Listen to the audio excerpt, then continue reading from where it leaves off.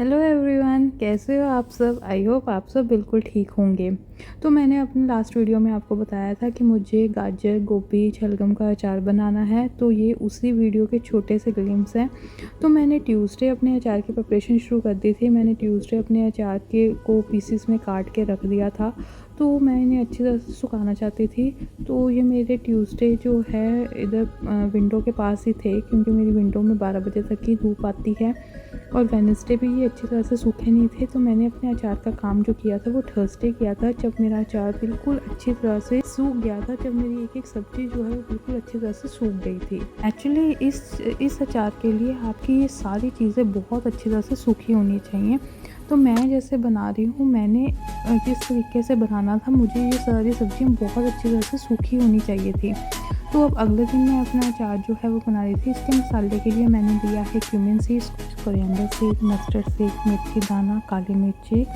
तो मेरी जितनी क्वांटिटी है मैंने उतने मुताबिक ही ये सारी चीज़ें ली हैं, और इन्हें एक बार से हमने अच्छी तरह से रोस्ट कर लेना है।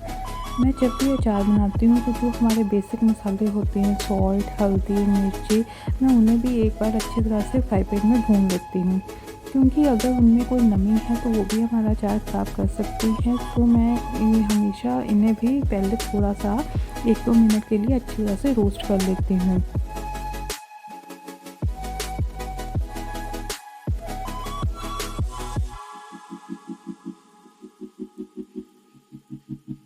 ये मेरा तरीका है, मैं अचार ऐसे ही हमेशा बनाती हूँ, और मैंने देखा है मेरा अचार ऐसे ज़्यादा अच्छा रहता है। अगर आप अचार कुछ अलग तरीके से बनाते हैं तो प्लीज़ मेरे साथ ज़रूर शेयर कीजिएगा। मैं अपने इस अचार को मीठा नहीं बना रही हूँ, तो इसलिए मैंने इसमें कुछ भी मीठा नहीं डालना है। अचार बनाने के लिए मैं मस्टर्ड ऑयल यूज़ कर रही हूँ, क्योंकि मस्टर्ड ऑयल, सरसों का तेल अचार के लिए सबसे ज़्यादा बेस्ट होता है। सो मैं वो ये तेल ले रही हूँ। तो मैं तेल जो है वो हमेशा अचार में 2 बैचेस में डालती हूँ। एक तो मैं अभी डालूँगी और एक मैं अगली सुबह डालती हूँ। तेल को जब भी हमने डालना है तो उससे पहले अच्छी तरह से हाई फ्लेम पे गरम कर लेना है। गरम करने के बाद हमने उसे ठंडा करना है, और ठंडा करके ही हमने अपने अचार में डालना है। जो मेरे मसाले थे उसने मैंने दरदरा पीसा है, क्योंकि दरदरा जब फ्लेवर मुंह में आता है अच्छा लगता है। और जो मैंने सौंफ है वो मैंने साबुत ही ली है, उन्हें उससे मैंने ग्राइंड नहीं किया था। इसके बाद मैं अपने जो मसाले हैं उन्हें डाल रही हूँ। थोड़ी सी कलौंजी तो चाहिए ही चाहिए, अचार में कलौंजी अच्छी लगती है, तो मैं कलौंजी भी डाल रही हूँ। और अगले दिन ही मैंने अचार में अजवाइन भी डाली थी तेल में डालकर। तो मैंने तेल गरम किया था, उसी में मैंने अजवाइन को भी गरम किया था, और मैंने अगले दिन अजवाइन भी डाली थी, क्योंकि इस स्टेज पे मैं अजवाइन डालना भूल गई थी। तो मैंने नेक्स्ट मॉर्निंग अजवाइन और तेल डाला था। अब पहले हमने अपने मसालों के साथ अच्छी तरह से कोट करना है, उसके बाद हम तेल डाल लेंगे। तो तेल डालने के बाद मैंने इसे अच्छी तरह से मिक्स करना है, क्योंकि मेरा तेल अब ठंडा हो चुका है। तो अब मैं इसे अच्छी तरह से मिक्स कर रही हूँ। मैं यूजुअली कोई भी अचार बनाती हूँ तो मैं ये सेम प्रोसीजर ही फॉलो करती हूँ। उसके पीछे कारण ये है क्योंकि मैंने अचार बनाना अपनी ही गलतियों से सीखा है। तो जब मैंने सबसे पहला अचार बनाया था मिर्ची का अचार, तो वो 4 या 5 दिन के बाद थोड़ा-सा ख़राब पड़ गया था, क्योंकि उसमें मसालों में मैंने शायद नमी कर दी थी, पता नहीं क्या हुआ था। बट उसके बाद से मैंने जब मसाले ऐसे मैं इन्हें थोड़ा-सा आँच पे गरम कर लेती हूँ और ऐसे डालती हूँ, और तेल को भी ठंडा करके डालती हूँ, तो मेरा अचार अब लंबे समय तक रहता है। अब मेरा अचार ख़राब नहीं होता है। तो मैं मोस्टली अचार अपना ऐसे ही बनाती हूँ। मैंने पहले मूली का अचार भी ऐसे ही बनाया था, और उसकी वीडियो मैंने शेयर की हुई है। और उसके बाद मैं अब फर्स्ट टाइम ही गाजर, गोभी, शलगम का अचार बना रही हूँ, एंड आई रियली होप कि मेरा ये अचार भी बहुत अच्छा बनेगा। अगर आप मुझे कोई भी सजेशन देना चाहते हैं तो आप मुझे दे सकते हैं, प्लीज़ उसके लिए कमेंट करें।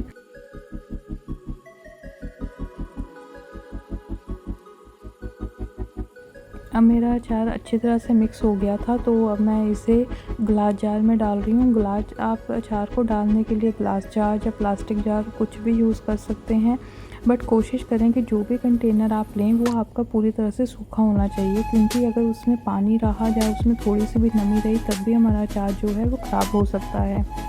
एक्चुअली आई थिंक अचार एक प्रिविलेज है। प्रिविलेज ऐसे अचार के साथ हम सबकी एक बचपन की याद ज़रूर जुड़ी होती है, चाइल्डहुड मेमोरी होती है, क्योंकि जब कभी भी सब्ज़ी खाने का मन ना हो या सब्ज़ी ना अच्छी बनी हो या कुछ भी एनी सम अदर रीज़न, घर में अगर अचार है तो हम अचार के साथ तो आराम से खाना खा सकते हैं।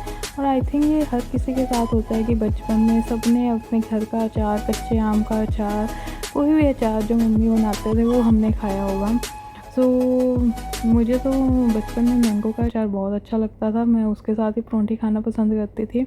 बट यहाँ पे मैं जब से आई हूँ मैंने एक बार भी ट्राई तो नहीं किया है, बट हाँ धीरे धीरे मैं सीख रही हूँ, सो वही मैं आपके साथ शेयर कर रही हूँ। तो अचार का काम करने के बाद मैं शाम को थोड़ी देर के लिए नीचे आ गई थी और एक सब्ज़ी मैं बनाकर आई थी और ऊपर जाके एक सब्ज़ी तैयार करूँगी। डिनर की भी प्रिपरेशन करनी थी, तो मैं अचार का काम करने के बाद थोड़ी देर के लिए नीचे आ गई थी। तो अच्छा लग रहा था क्योंकि ऊपर अचार बनाया था, तो उस अचार की महक ही पूरे घर में फैल रही थी, तो इसलिए थोड़ी फ्रेश हवा के लिए मैं नीचे आ गई थी।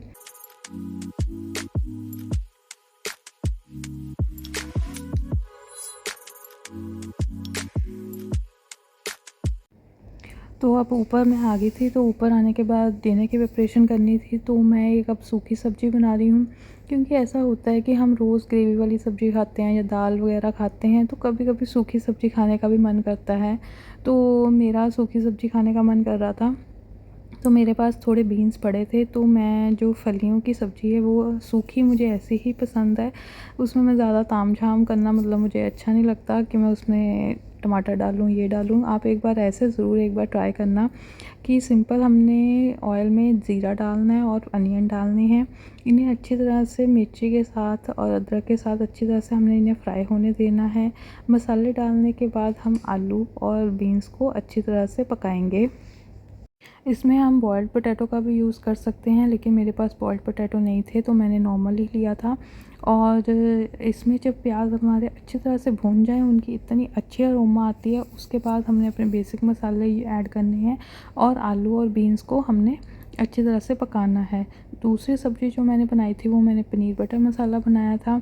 तो एक तो ग्रेवी वाली सब्ज़ी हो ही गई थी, बट समहाउ समडे होता है ना कि सूखी सब्ज़ी खानी है, तो वो एक अलग ही टेक्सचर, एक अलग ही फ्लेवर देती है आपको खाने को, एक सिंपल ऑथेंटिक टेस्ट देती है। तो ये ऐसे ही सब्ज़ी इतनी टेस्टी लगती है, इसे आप ऐसे भी खा सकते हैं, इसमें आप बीन्स ना डालें, ऐसे भी आप आलू को खा सकते हैं और ये ऐसे आलू भी बहुत अच्छे लगते हैं।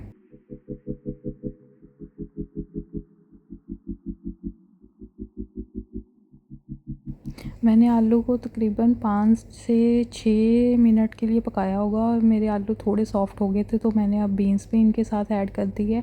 तो बीन्स को अब हमने पकने देना है। बीन्स और आलू का टेस्ट बहुत अच्छा लगता है कि मतलब वो बिल्कुल ही सॉगी ना हो, थोड़ी सी खड़ी खड़ी बीन्स बनी हो ना, तो वो खाने में ज़्यादा अच्छी लगती है। थोड़ा सा मैंने ऊपर गरम मसाला डाला है। सूखी सब्ज़ी में मैं मोस्टली धनिया डालना प्रेफर नहीं करती, मतलब मैं नहीं डालती, तो मुझे नहीं अच्छी लगता। तो बाकी तो सबकी अपनी अपनी पसंद होती है। और मैंने नमक टेस्ट किया था, तो नमक थोड़ा कम था, तो फिर मैंने थोड़ा नमक और ऐड कर दिया था।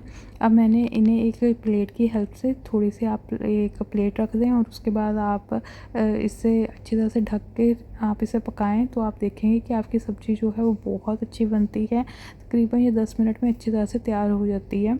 और दूसरी सब्ज़ी की मैं ग्रेवी तैयार कर गई थी, बट उसमें मैंने पनीर वगैरह नहीं डाला था, तो अब मैं प्रीमियम को भी अपना तैयार कर रही हूँ। और सच बता रही हूँ, इतनी यम्मी दोनों सब्जियाँ बनी थी, मज़ा आ गया था खाकर। तो प्रीमियम भी बहुत बहुत ज़्यादा टेस्टी बना था, तो बहुत अच्छा लगा था।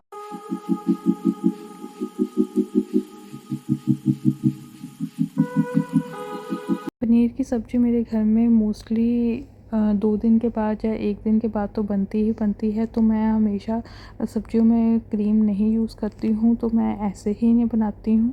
और ये मैंने सिरका प्याज जो बनाए हुए थे उनके ये वो हैं, इनकी रेसिपी भी मैंने आपके साथ शेयर की हुई है।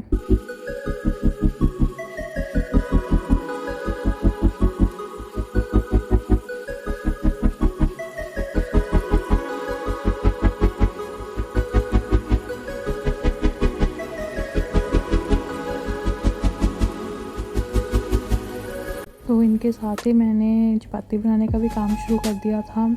और चपाती बनाते बनाते तो इतनी तेज़ भूख लगी हुई थी, मन कर रहा था ऐसे ही खा लूँ, लेकिन चपाती का भी काम हो गया था, क्योंकि सामने फूली फूली रोटी हो तो उसको खाने का वैसे ही मन कर जाता है।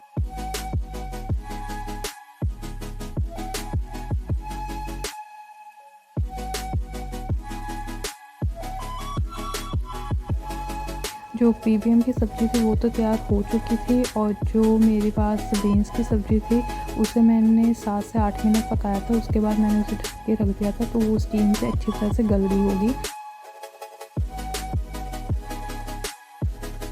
और मेरी ये रोटी इतनी अच्छी फूली थी, मुझे आशीर्वाद आटे की जो ऐड आती थी उसमें जो इतनी फूली रोटी दिखाते थे, मतलब वो याद आ गई थी। और इसे देखकर तो मतलब मेरा मन कर रहा था इसके ऊपर घी लगाऊं और इसे ऐसे ही खा जाऊं, ये इतनी अच्छी तरह से फूली थी रोटी। तो अब मेरी जो सब्ज़ी है वो भी बहुत अच्छी तरह से बन गई थी और बहुत अच्छी तरह से गल गई थी। तो ना ही सब्ज़ी कच्ची थी, ना ही बीन्स जो थी ऐसे भी नहीं थी कि वो बिल्कुल ही सॉगी हो गई है। एक बिल्कुल परफेक्ट टेक्सचर बना था सब्ज़ी का, और वो बहुत अच्छी तरह से तैयार हुई थी।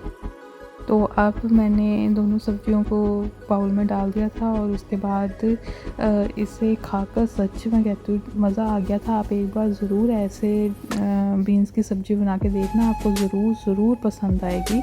और अगर आपको ये वीडियो अच्छी लगी है तो आप इसे लाइक करें, अगर नहीं अच्छी लगी तो एटलीस्ट आप मुझे फीडबैक ही दे सकते हैं।